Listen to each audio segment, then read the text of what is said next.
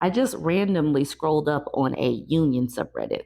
So this person says, do the union guys who voted for Trump not realize how screwed they and their families are, or do they really not care? This person says, I ask this question completely sincerely. Are they not being properly educated by their union leaders, or do they simply think, like most of the Trump voters seem to be rationalizing, that it just won't happen to them individually? The main theme of Trump's agenda, Project 2025, seems to be completely to dismantle workers' rights and strengthen corporate control over workers. I just don't see how that fits into being a proud union member. And to the police and firefighters, do they not realize that once the right wing destroys all of their other unions, they will absolutely be coming for their unions too? These are questions that I need answered as well. But what the right wingers did, what Trump's campaign effectively did, is make their trumpets believe that they are not connected to Project 2025.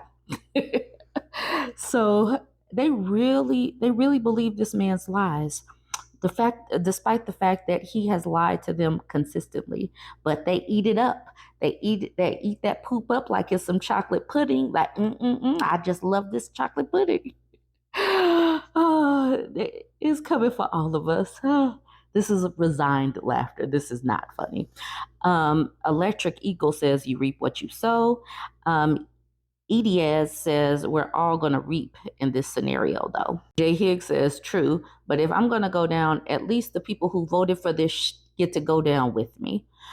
Winter Dot says all we can do is take advantage of our knowledge that this will be a calamity in advance, and when hits the fan, hopefully they're unprepared to take the brunt. Everyone else chose destruction, so let them be destroyed. That's the only way they will ever learn anything. They are the children who need to be burnt by the fire instead of just listening to the person telling them it's hot and not to touch it. And then this person took exception, saying, wow, people like you really do exist. I agree. People like us exist. We have told them the stove is hot. Fat meat is greasy. That ain't, yes, we warned them. It's not our fault that they don't listen. And when they touch the stove, they find out it's hot. It's not our job to say, oh my God, you're burnt. Can I fix it? Absolutely not. They can fix it themselves with the other hand. Strobe Light Romance says they've got mental gymnastics on their side. There's no logical reason they voted the way they did except out of spite for others. So when everything goes wrong, it's still everyone else's fault. Thanks, Obama. Make that thanks, Trump. Say it every day to those MAGAs as things get worse and worse. This I Like Green says time to make the I did that Trump stickers for when overtime is calculated by the month and positions start drying up. They don't really know and understand what's about to happen to their overtime pay. It's about to get quite ugly. Doogie Howser says, own the libs. That's all that matters. Unsound Sound says, good on them for that one. No lib is going to make a MAGA look stupid. Correct. They'll do it on their own. Grimay says, I'm going to be laughing at every sob story I hear about how MAGA nuts end up victims to their own stupidity. Keep them coming, boys. My cup will never be too full. And so people think that I'm callous because I say the things that I say, but other people are saying the exact same thing. And like I said, this is resigned laughter. I know that we're all going to feel it. I know that it's going to be hot in everyone's houses, but they did this to themselves and all of us. So what are we supposed to do about it? Like, there's nothing we could really, we told them, we tried to get them to not vote for Trump, but this is what they chose. Okay, Sample says, this is my plan. A number of guys I work for are hardcore Trump supporters. I will mock them and remind them that they voted for this every time I hear a complaint. Another post from the Union subreddit says, I can't wait for leopards to start eating faces. They said, that's it. That's all I can say. Trump voters have completely effed everyone in this country and anyone in any sort of union. Everyone is going to lose, but I hope the ones hit the hardest are the ones that voted for him. I hope they are left destitute, homeless, and hopefully they do what's best for the world. Jesus, this person came for their necks. But I can understand because Trump has said that he's for the corporations, he's let them know that he is not for the unions, but the union people came out for him strongly. So this is, what else can you say? The Voltron says if the CHIP Act gets killed by Trump, the unions are going to feel it really bad. In Arizona, TSMC and Intel have massive layoffs, and Local 640 will get hit hard. Left in Life says, I've worked at TSMC. The Taiwanese are breaking down conditions, and nobody is helping. He says, you won't find a single sanitary restroom unless you got a buggy that can get you over to the office. Workers wrapper, that's one of 1,000 problems. How about the 1/4 plywood being consistently used to cover holes with 35-inch drops? This person is wondering about OSHA, like is OSHA showing up? And then Left in Life says they are never on site, nor do they do anything about the customer energizing equipment overnight by cutting lockout, tag out. I don't know what all of that means, but it sounds like some stuff is unsafe and gross. Bear Dog says, I totally understand what you're saying, but this would be terrible for our country as a whole. The top 10% of people won't feel it, but the working class will. You and I will. Going scorched earth on just the people who voted for him is going to leave this country in a bad spot. Just to own the libs, as they say. I have the same thoughts as you, but for the better well-being of the U.S. as a whole, this is not the way. The thing is, we're seeing words. We're typing words. We're not the ones that are responsible for putting anything into play. So the fact that people are not coddling the folks that decided to vote for this is not going scorched earth, because we're not the ones that will be doing the things that impact everybody else. The people that voted for Trump and all of the other red people, they're the ones that did this. And we're just going to highlight that y'all did it to yourselves and you did it to the rest of us. And that's why temporary meaning says, well, if I'm going to drown, it's a small but significant comfort to watch those who crash the ship drown with me. Rad Company says, accept the fact that we need to push them down first to keep our heads above. F them.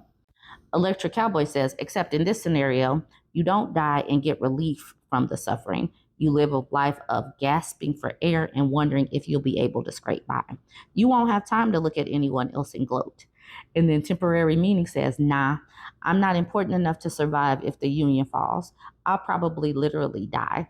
So if I can't float, I'll gloat. And like the person said at the bottom, you gave me a chuckle. Thank you. Yeah, that one got me. If I can't float, I'll gloat. Exactly. That I think that's where a lot of us are. This article came out in Raw Story after the election. New Trump admin to deliver body blow to unions after courting union workers. Why? Why couldn't they post this? Why couldn't they write this up before the election? President-elect Donald Trump courted union voters during his successful 2024 presidential bid, and now Bloomberg reports that his incoming administration is poised to deliver a body blow to organized labor that has enjoyed a significant renaissance under President Joe Biden's administration. While Biden's administration has helped multiple unions score big new contracts and organizing victories, as well as eliminating non-compete clauses that hold workers back, Trump's last National Labor Relations Board was far more hostile to organized labor, and his next one could be even more so. The last time Trump ran the government, however, he filled key enforcement roles with management side attorneys who pushed for companies to have more control over workers' tips, more time to run anti-union campaigns, and more discretion over who gets paid overtime, writes Bloomberg before adding, now that he's had some practice, he's likely to do more, faster. What's more, Bloomberg notes that the GOP's blueprint, Project 2025, calls for the loosening of laws governing safety, non-discrimination, and child labor, and floats eliminating public sector unions altogether. Nelson Lexington, a labor historian at the University of California, Santa Barbara, tells Bloomberg that he expects a second Trump administration will deliver a warrant for employers to do whatever they want. Here come the leopards. The leopards will be unleashed on these people. It's going to be a feast, and we're all just going to be sitting back and watching. Let me know what you think of all this. Don't forget to like, comment, and share. The day after the election, when they were, putting out the polling data, I was reading over it, and I was reading over it on video. Like, I hadn't really read it until I was doing the video. And the Native American numbers stuck out to me. And I said that out loud. And a woman who is a Native American was like, nah, that doesn't sound right. And she sent me this. She sent me this last night. And this is in the Indian Country subreddit. This person says Native Americans did not overwhelmingly support Trump. Actual data to combat disinformation. This person says people are misrepresenting an NBC exit poll from cities in only 10 states of 229 people self-identifying themselves on the way out of the polls. You can see actual election data from the counties near tribes. So these election results are from South Dakota, the Oglala Lakota County results. As you can see here, 84% went to Harris, whereas 13% went to Donald Trump. Here are the numbers from the Menominee Indian Reservation: 1,266 for Harris, 296 for Trump. Here are the numbers for the Sioux tribe: 68.6% for Harrison Walls, 30% for Trump and Vance. So this right here, where it says American Indian, 34% went blue, 65% went red. That was misinformation or disinformation. It just really wasn't accurate. And this is coming out of the Native American subreddit. They're like, this is not how it happened. This person says the way this is being misinterpreted everywhere makes me think it's intentional. So he puts this hyperlink from update from Native News Online. It says, after further analyzing the various methodology provided by NEP members and communicating directly with Edison Research, we believe that the sampling methodology used to capture the political perspective of Native communities was flawed in the following ways. 0 of the 306 election day and early voting polling places included in the exit poll were on tribal land. Wow. They weren't even on the tribal land. That's okay. The native voter sample size of approximately 229 individuals is too small to confidently assess the broad voting pattern of the native population across the United States. Urban and suburban voices were over-indexed, with 80% of respondents reporting one of the two as their area type and just 19% reporting their area as rural. And the South was over-indexed in the sample, with 35% of the respondents reporting it as their region, compared to 21% reporting the East, 22% the Midwest, and 23% the West. The thing that stands out to me really is this whole 229 individuals, and none of it being captured on tribal land. That is wild to me, and that will obviously skew perspective or skew the numbers. Without a deep understanding of how to address the unique challenges of accurately polling Native American communities, future research will only continue to misrepresent Indigenous voices in this country.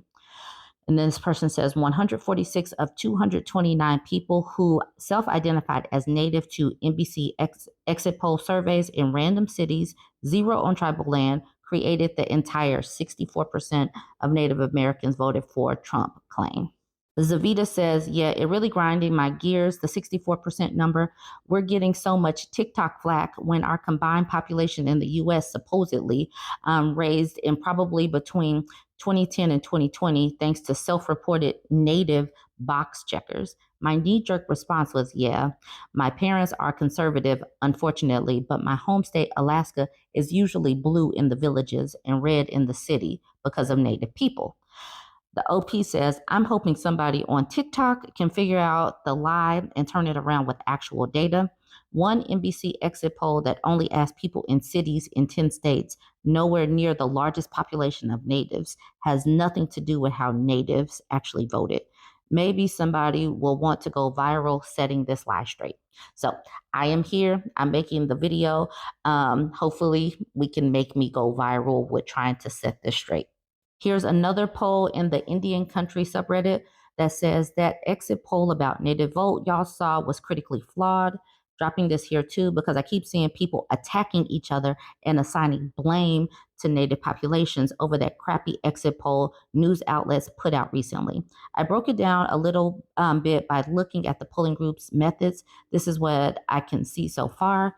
The exit poll chunked out Native American as voting at around 65% Trump. And just anecdotally, that number seemed a bit problematic to me. So I dug a bit deeper into their methodology. They based their findings on a poll of over 22,000 people, self-reporting voters. Within that, 1% reported Native, so 1% of that is 225 people. This gives you the number they based their split on, 225 people. According to the last census, 4.7 million Native people were eligible to vote. Approximately 66% were registered, which comes out to about 3.1 million.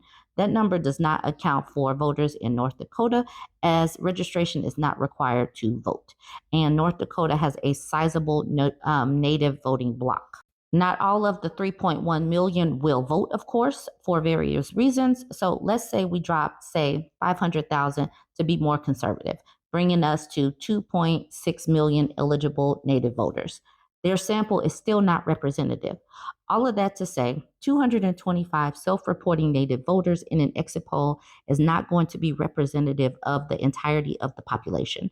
Folks are generalizing tiny numbers to the whole Native voting bloc. Don't do that. This is why Native researchers are forced to pull their own data sets. I'm not saying there aren't Native people who voted for Trump. What I'm saying is that even the group who did the exit polls state their findings are not representative, are incomplete, and race-based numbers are subject to a higher margin of error. People are taking this deeply flawed poll number and turning against each other with it, or using it against Native populations as some sort of gotcha. Further, the sample number itself is only one aspect that is problematic with this poll. There are a number of things that skew it to being unusable and frankly meaningless. Don't believe the hype. So I wanted to put that out there. A friend sent this to me because it is near and dear to her heart and her family's hearts. So take that as it will. This research for this poll is not accurate and representative of the Native tribes. So let me know what you think about this one. Push this, share this video on TikTok. Maybe, other people can see this and see that they are spreading misinformation or disinformation. Don't forget to like, comment, and share. This election season is shifting into divorce season. I think women are getting to that tolerable level of permanent unhappiness a lot quicker because they see what's coming down the pikeway. They see what's coming. So this person, Lady Lawyer or Parker Lawyer says, I had 14 potential new clients schedule consultations for divorce over the past 3 days. For context, a phenomenal week would be scheduling at least 5. Further context, November is the slowest month of the year for new divorce cases. It's about to get ugly. It's about to get ugly. The Theo Bros and right-wing politicians have already put no-fault divorce or scrapping no-fault divorce. They've planted that seed in women's brains. So, women are thinking, I need to do this if I'm going to do this, and I need to do it quickly.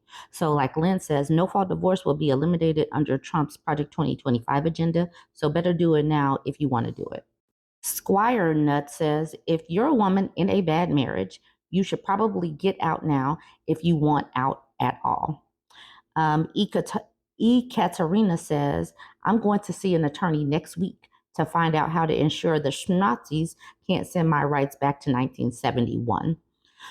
Okay, Okie Rancher says, I used to do family law decades ago. I admire anyone who can handle it as it is the most emotionally grueling practice area in existence. Chili Dog says, called it. Lolo retweeted Lady Lawyer's post saying, I love this. And then she gave this Charles Dickens quote. It was the F around of times. It was the find out of times. Rye says that male loneliness epidemic is about to get a hell of a lot worse. Laughing my butt off. If they think they're lonely now, ho, Wait until tonight. Ho. Aaron says, good for the women. Do your thing and protect yourselves, women. The world stops revolving without you, and now is the time to ensure your safety and future. SD Ross says, Project 2025 will end no fault divorce. If you need one, do it now. Savoria's like, hold it. Chill. He's like, I'm sure there are many great valid reasons to divorce, but it doesn't seem like something you should do out of anger or heat. It should be cold and logical because it sucks and has hard to appreciate consequences. You will have to date again with serious baggage. That's thinking that women want to date right now. A lot of women are saying actively, I do not want to date, marry, have babies, deal with men, interact with men online, interact with men in real life. Women are actively pulling themselves away from men. And so I think that, this is going to cause women who are just kind of unhappy or can see the writing on the wall jump quicker. I don't think that women are just like running to get divorced simply because of the election. Women are like, you know what? I just need to do this right now. This is my sign to do this right now. Lady sips the booze. I like that. Says, yikes, but also smart if they're trying to get ahead of Trump eliminating no fault divorce. The fact that so many people are saying this on multiple different platforms is amazing. And that is why I am highlighting it, because it's not just my little bubble. It's all over the place. And I don't know, it's pervasive. It's different races, it's different cultures. Women are tired. Let me know what you think about this one. Don't forget to like, comment, and share. I was sent this post from a subreddit called Traumatize Them Back. I've never seen that subreddit, but I thought it was intriguing. I'm like, let's get into this. She titles it, Guy asked me for my body count and calls me a lady of the night. So I turn it back on him. So, one thing that really irritates me is when a man calls a woman a girl. We are women, we're adults. It just irks him, but let's still get into the screenshots. He says, not gonna lie, you're a really nice girl. Do you want to maybe go out sometimes? And she's like, sure. What time? He says, wait, I need to verify one more thing. She's like, what? What's your body count? She says, I don't see how that matters. He's like, oh, you're one of those girls who think their body count don't matter. She's like, but it doesn't really. He's like, laughing my effing butt off. You're one of those Jezebels. And she's like, okay, then what's your body count? He's like, I forgot. Okay, now she needs to start questioning him. Just want to check how many vajayjays your peen has been in. And he's like, why? And this is true right here. This happens. Peens shrink if placed inside too many vajayjays, makes them unpure. Saw it on TikTok, so it must be true. And I am totally sure that that is pure science. And he's like, stop being a creep.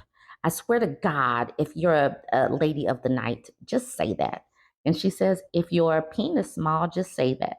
He's like, I'm blocking you. I thought you were different. Women these days. He's like, okay, bye. This exchange is hilarious to me, but I don't know why these men think that they get to question women. Like, who are you? Her caption says, context, the guy is my best friend's friend. He randomly messaged me on Instagram and we started hitting it off. He asked me for a date and things just derailed from there. And he was so close to having this date. She's like, sure, what time? And then he had to derail it. These dudes do not understand that women see the whole body count situation as a red flag. Like literally, it goes off the hinge. And it's like these red pillars have really decided that they're going to make sure that these men stay single, basically. Tango Mike 1 says, so when's the funeral for his ego? Fork U says, does that shrink when placed inside too many vajayjays too? I think it does. Butterscotch Same says, it shrank the second he started thinking about vajayjays. Unfortunately, it's terminal if he's been obsessively looking at lesbian adult content. Joking. Interstellate says, my first reaction as an heterosexual man is sadness. The second one is, thank God some guys got such weak game, so I have more chances. Miss Mr. Saturn says, leaving the H off made me read the rest of your post in a ridiculous French accent. 10 out of 10. I kind of, shifted my accent too as I read that too. This person says, ah, ha, ha, man, in Italian. You don't know how hard your comment hit. I'm done. I'm gonna go and give back my passport. Ali this says, women these days in their checks notes getting offended when being called a lady of the night. Edmonton Tuxedo says, women these days in their checks notes, critical thinking skills. Lady Liberty Baphomet says, who let these women start thinking and getting ideas? So shameful. I figured we just needed a change in pace a little bit. So hopefully you got a chuckle out of these screenshots. Let me know what you think about this. Let me know what you think about the whole body count conversation. I think it's trite and I think it's very telling. And I'm glad that women are waking up to it and just leaving these people alone. Because if it comes out in the way that it did, it's only going to lead to more red pill situations. It's definitely a red flag, in my opinion. But you let me know what you think. Don't forget to like, comment, and share.